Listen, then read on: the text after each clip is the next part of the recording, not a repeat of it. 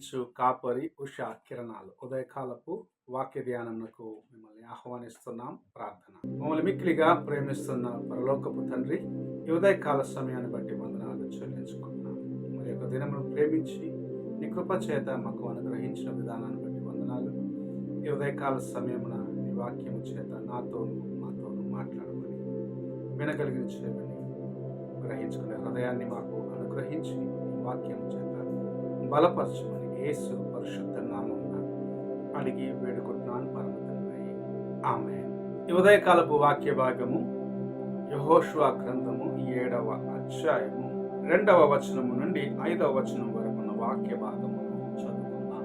యెహోషువ, మీరు వెళ్లి దేశమును వేగుచూడుడని చెప్పి బేతేలు తూర్పు దిక్కున బేతావేను దగ్గరనున్న హాయి అను పురమునకు ఎరుకో నుండి వేగుల వారిని పంపగా, వారు వెళ్లి హాయి పురమును వేగుచూచి యెహోషువ యొద్దకు తిరిగి వచ్చి, జనులందరినీ వెళ్లనీయకుము, 2-3 వేల మంది వెళ్లి హాయిని పట్టుకొనవచ్చును. జనులందరూ ప్రయాసపడి అక్కడికి వెళ్లనేలా, హాయి వారు కొద్దిగానున్నారు గదా అనిరి.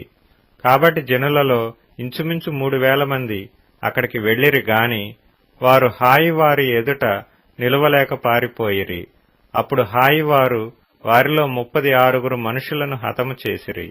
మరియు తమ గవిని యొద్ద నుండి షాబారీము వరకు వారిని తరిమి మోరాదులో వారిని హతము చేసిరి. కాబట్టి జనుల గుండెలు కరిగి నీరైపోయెను. మనము చదివిన ఈ వాక్య భాగము అనేక సార్లు చదివినది. ఇక్కడ మనం ఒక సమూహం అనగా కొంతమంది వ్యక్తుల యొక్క నిర్ణయము దేవునికి ఎంత దుఃఖకరమైనదిగా ఉన్నది అనేది చూడగలము. అప్పటికే ఎరికోలో ఆకాను పాపము చేసినాడు, సొమ్మును తీసుకొని వెళ్ళి దాచిపెట్టుకున్నాడు. ఇక్కడ ఇశ్రాయేలీలు హాయి పట్టణంలో ఉన్న వారిని లెక్కపెట్టి వారి యొద్దకు మేము ఇంతమంది మాత్రమే వెళ్తే చాలు, మేము జయించగలమని తమ బలము పైన ఆధారము చేసుకున్నారు.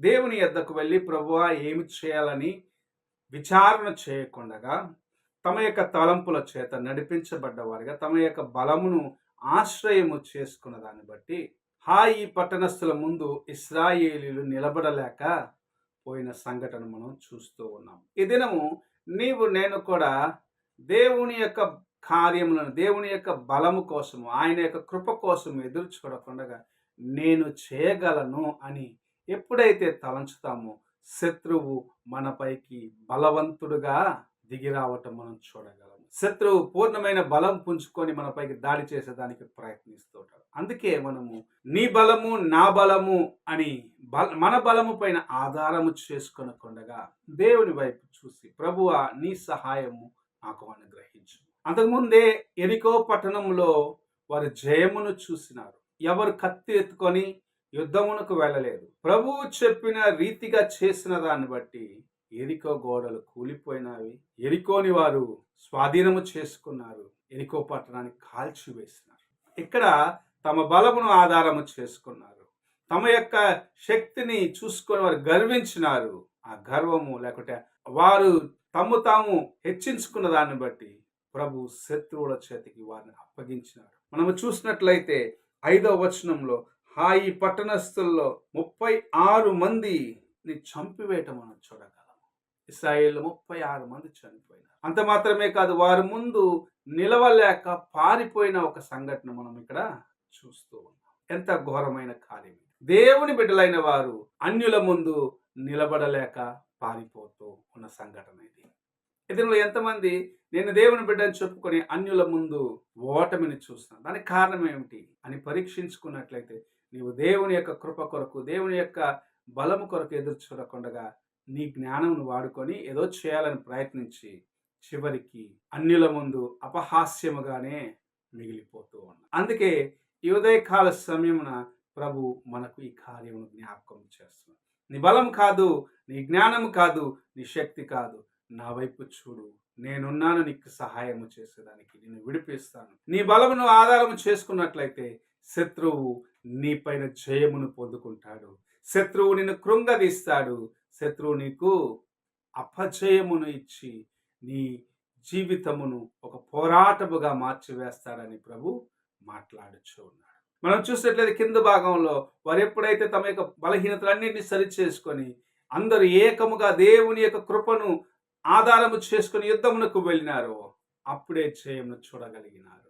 అప్పుడే దేవుని యొక్క కార్యము తమ జీవితంలో సంపాదించుకొనగలిగినారు. నీవు నేను ఎన్ని దినములు మన బలం పైన ఆధారం పడుతున్నామో అన్ని దినములు దేవుని కృపకు దూరంగా ఉన్నాము. ఎంతవరకు నీవు నేను చేయగలను అనుకుంటున్నావో అంతవరకు దేవుని కృప నీకు దూరముగా ఉంటుందని గ్రహించుకొని హృదయమంతటితో ఆయన సన్నిధికి వెళ్ళి, ప్రభువా నీవు నడిపించిన రీతిగా నేను నడుస్తాను, నాకు నేర్పించమని నువ్వే దినమైతే ఆయన సన్నిధిలో మొరపెడతావో ఆ దినమున ఆయన కృప నీకు తోడుగా ఉంటుంది.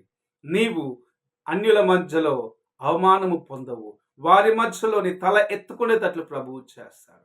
ఇంతవరకు ఎవరైతే నేను కృంగదీసినారో, ఎవరిని చూసి నీవు పారిపోయేటట్లుగా అపవాది చేసిన వారి మధ్యలో నీవు తల ఎత్తుకునేటట్టు చేసి వారి మధ్యలో దేవుని యొక్క నామమును మహిమపరచడానికి నిన్ను వాడుకునేదానికి ప్రభు ఆశిస్తూ ఉన్నాడు. అయితే నీవు చేయవలసినది పూర్ణముగా నీవు ఆయనకు సమర్పించుకోవడం. ఆయన యొద్దకు వచ్చినట్లయితే, ఆయన యొక్క పాదములు పట్టుకున్నట్లయితే, ఆయన నడిపించిన విధంలో నువ్వు నడిచేదానికి సిద్ధపడ్డట్లయితే గొప్ప కార్యములను ప్రభు నీ జీవితంలో చేయాలని ఆశిస్తూ ఉన్నాడు. ఈ ఉదయ కాలంలో నువ్వు ఎలాగున్నావో ఒక్కసారి నీ హృదయాన్ని పరీక్షించుకో. ప్రార్థన చేసుకుందాం. మమ్మల్ని మిక్కిలిగా ప్రేమిస్తున్న పరలోకపు తండ్రి, ప్రాతః కాలంలో నీవు ఇచ్చిన ఈ కొద్ది హెచ్చరికలను బట్టి వందనాలు చెల్లించుకుంటున్నాము. మేము చేయగలము అన్న తలంపును తీసి ప్రక్కన పెట్టేసి, ప్రభువా మాకు సహాయము చేయమని నీ వైపు చూసేదానికి నీ కృపను అనుగ్రహించమని, నీ యొక్క నాయన వాక్యము చేత నన్ను మమ్మల్ని బలపరచమని, దేవా నీ వాక్యమును ఆధారము చేసుకొని నీ వైపు చూసే కృపను దయచేయమని యేసు పరిశుద్ధ నామమున అడిగి వేడుకుంటున్నాను పరమ తండ్రి, ఆమేన్. తండ్రి అయిన దేవుని ప్రేమ, కుమారుడైన క్రీస్తు కృప, ఆదరణకర్త అయిన పరిశుద్ధాత్మక సహవాసం ఎప్పుడును ఎల్లప్పుడూ తోడై ఉండి సదాకాలము నడిపించునుగాక. ఆమేన్.